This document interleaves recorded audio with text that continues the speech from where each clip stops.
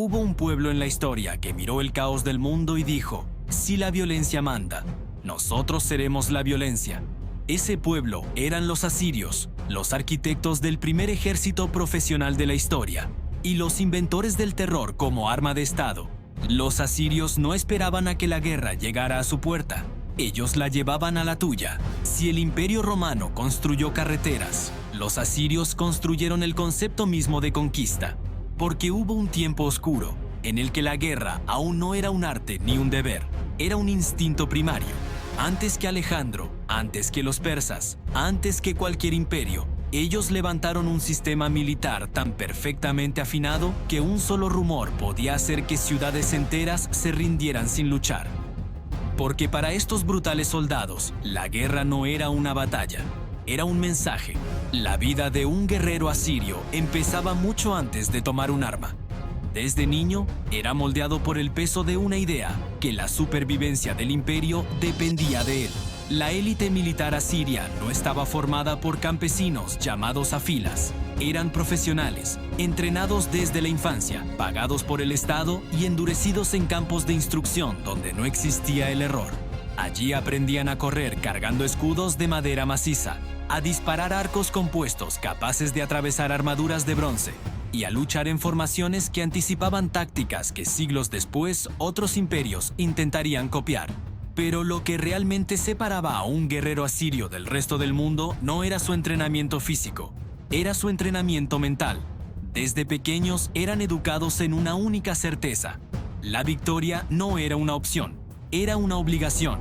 Un guerrero asirio llevaba más que armas encima. Cargaba el peso completo de una maquinaria militar diseñada para devorarlo todo.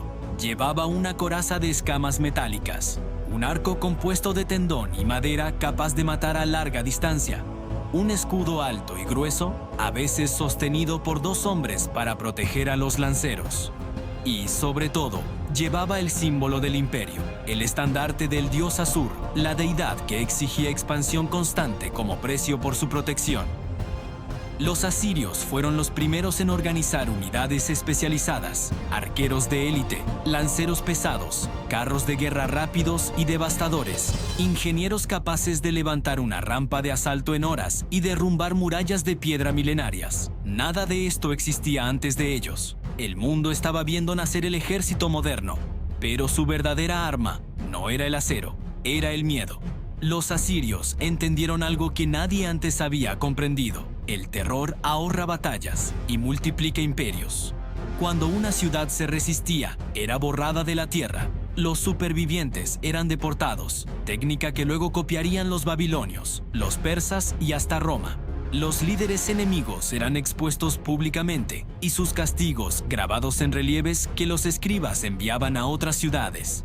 Una especie de propaganda militar primitiva, pero tan efectiva que en ocasiones las murallas se abrían antes de que el ejército llegara a verlas. Los asirios no querían solo vencer, querían que el mundo recordara lo que ocurría cuando alguien se resistía, y lo recordaba. En campaña, los guerreros asirios vivían como una máquina móvil. Cada noche, como los legionarios romanos siglos después, levantaban defensas temporales para evitar ataques sorpresa. Su dieta era simple: pan, cerveza ligera, carne seca, dátiles. Dormían en campamentos organizados con precisión geométrica. Un día para un guerrero asirio era un ciclo brutal: marchar, cavar, construir, combatir, conquistar y volver a empezar. Pero su lealtad no era hacia un general ni hacia una ciudad. Era hacia Asiria, una identidad tan fuerte que sobrevivió incluso siglos después de la caída del imperio. Pero nada es eterno. La misma maquinaria que construyó su poder también devoró su futuro. La expansión constante exigía recursos infinitos, y ninguna nación puede conquistar para siempre. Cuando el imperio se volvió demasiado grande, sus enemigos aprendieron sus técnicas, sus súbditos se rebelaron, y la sombra del terror, que antes paralizaba, se volvió contra ellos. Los babilonios, medos y escitas destruyeron Nínive con una ferocidad digna de los propios asirios. El imperio desapareció, pero la huella que dejó en la historia nunca se borró. Asiria no nos dejó monumentos de paz, nos dejó las bases de la guerra moderna. Cada formación militar, cada estrategia de asedio, Cada ejército organizado en unidades especializadas existe gracias a ellos, incluso las de hoy en día.